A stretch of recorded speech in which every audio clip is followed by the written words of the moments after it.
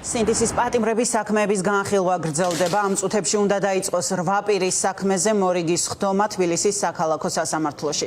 დღეს კვლავ დაცვის მხარის მოწმეებს მოусმენენ. საქმის განხილვა დასკვნით ეტაპზე გადადის. რამდენიმე დღეში ბრალდების მხარე უკვე დასკვნით სიტყვას იტყვის. წინას ხდომაზე მოსამართლე თამარ მჭედლიშვილმა პატიმრობის სხვა ზომით შეცვლის შესახებ შუამდგომლობა არ დააკმაყოფილა და 8-ვე ბრალდებული პატიმრობაში დატოვა. ნიკოლოზ ჯავახიშვილს, თორნიკე გოშაძეს, ირაკლი მიმინოშვილს, ზვია ცეცხლაძეს, ვეფხია კასრაძეს, ვასილ კაძელაშვილს, გიორგი გორგაძესა და ინსაფ ალიევს ჯგუფურ ძალადობაში მონაწილეობას ედავებიან, მათ ნაწილს კი ჯგუფური ძალადობის ორგანიზებას.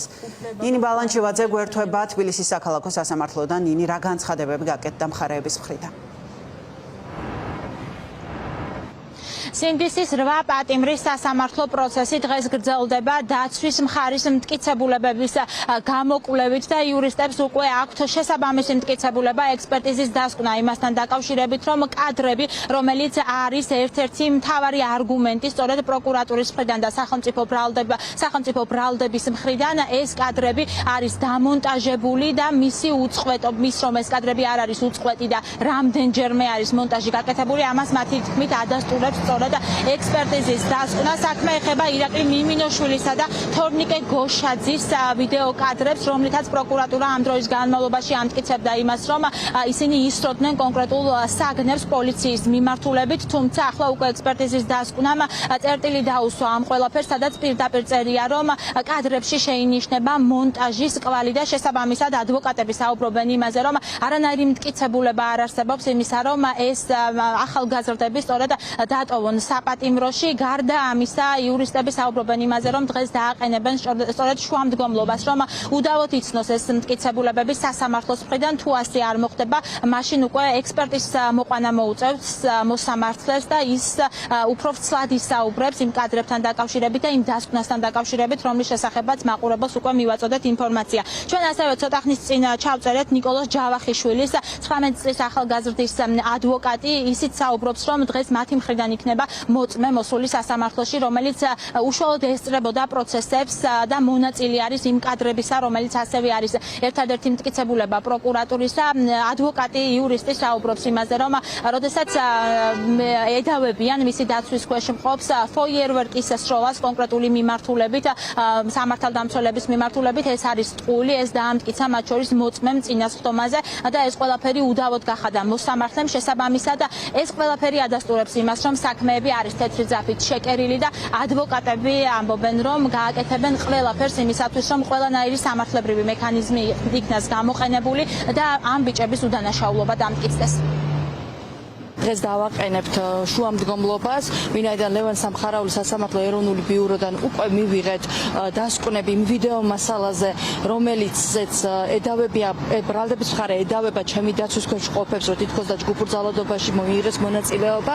ამასთან ერთად ექსპერტიზის დასკვნით დადგინდა, რომ აღნიშნულ ვიდეო კადრებზე აღინიშნება მონტაჟის კვალი და შესაბამისად კადრები არ არის უწყვეტი. თორნიკე გოშაძესთან მიმართებაში, როდესაც ის თითქოს და პოლიციელებს ესვრის რაღაც გაურკვეველ ნივთებს, ამასთან ერთად სწორედაც პოლიციელების კადრი, რომელიც თითქოს და მის წინ არის მონტაჟის კვალი ამ ეპიზოდზე და კადრის უწყვეტობა ირღვევა. იგივე მიმინოშვილთან მიმართებაში დღეს დაცვის მხარის მოწმეები დაიკითხებიან. მნიშვნელოვანი გარემოება არის ის, რომ ბრალდების მხარემ ჩვენი ერთ-ერთი მოწმე უდაოდ გახადა, კერძოდ მოწმე, რომელიც უთითებდა, რომ ნიკოლოზ ჯავახიშვილის მიერ გასროლილი ფერვერკი არის ჰაერში და მას არავინ დაუზიანებია, ხოლო ბრალდში ედავებიან, ვითომ და ვინმე დააზიანეს. ეს პირდაპირ ნიშნავს იმას, რომ ბრალდების მხარე დაეთანხმა ჩვენს პოზიციას. ნახოთ განაჩენის დღეს სასამართლო ამას როგორ გაიზიარებს. დღეს დაიკითხება კიდევ ერთი მოწმე, რომელიც იქ იმყოფებოდა, ასევე ვიდეო ჩანაწერში ჩანს და ეს ადამიანი აღნიშნულ მოვლენებთან დაკავშირებით გვეტყვის იმ სიმართლეს, რაც სიმართლეც მან თავისი თვალით ნახა. დღევანდელ სასამართლოს ხდომას ესწრებიან სინდისის პატიმრების ოჯახის წევრები. ისინი ჩვენთან საუბარში ამბობენ, რომ ყოველდღიურად და ყოველ სასამართლოს ხდომაზე სწორედ მტკიცდება ის, რომ მათი შვილები, ოჯახის წევრები არიან უდანაშაულოები და შესაბამისად ისინი გააგრძელებენ ბრძოლას ბოლომდე. ამბობენ, რომ შეკერილი არის საქმეები მათი შვილების წინააღმდეგ და ისინი ისჯებიან მხოლოდ და მხოლოდ იმის გამო, რომ ევროპული მომავლის დასაცავად იდგნენ დღეების განმავლობაში ქუჩაში და ასევე სინდისის პატიმრების ოჯახის წევრები პასუხობენ ირაკლი კობახიძის განცხადებასაც, რომლითაც მან თქვა, რომ სინდისის პატიმრები უსინდისო ქმედებების გამო სხედან საპატიმროში. ექსპერტის დასკვნა მოვიდა, რომ ეს არის მონტაჟი, ეს კადრები. მე ადვოკატმა მაჩვენა და მიმინოშვილისაც ასევე არ იმიტომ რომ ჩვენ ერთი ადვოკატი გვყავს. არ ვიცი რის იმედი მაქვს, ერთადერთი იმის იმედი მაქვს, რომ გადააკვალიფიცირონ საქმე, იმიტომ რომ ორგანიზატორები სამივე არიან ჩვენთან და ვერაფერს ვერ უმტკიცებენ. მოსამართლემ ძალიან კარგად იცის რა ხდება. თავრობა კი არა, ირაკლი კობახიძე გადავიდა ლანძღვაზე და მე მივმართე და კიდევ მივმართავ დედამის. როგორ გაზარდა ესეთი უზრდელი შვილი, ის მაინტერესებს მეტი არაფერი.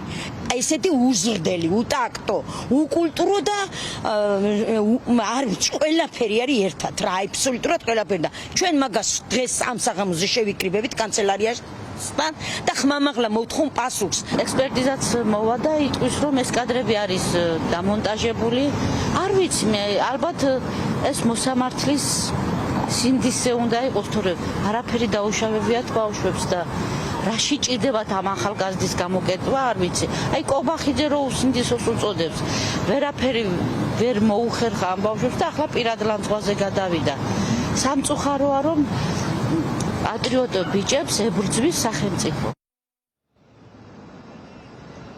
საინტერესო არის დღეს რა გადაწყვეტილებას მიიღებს მოსამართლე დაცვის მხარის მტკიცებულებების დასაშვებობასთან დაკავშირებით. წუთი-წუთზე დაიწყება უკვე თბილისის საქალაქო სასამართლოში პროცესი და შემდგომ უკვე მომდევნო გამოშვებებში გვეცოდინება ცხადია უფრო მეტი დეტალი. მე შეგახსენებთ, რომ სინდისის 8 პატიმრიდან 3 მათგანს ედავებიან ჯგუფური ძალადობის ორგანიზებასა და ხელმძღვანელობას, ხოლო 5 მათგანის შემთხვევაში ჯგუფურ ძალადობაში მონაწილეობას.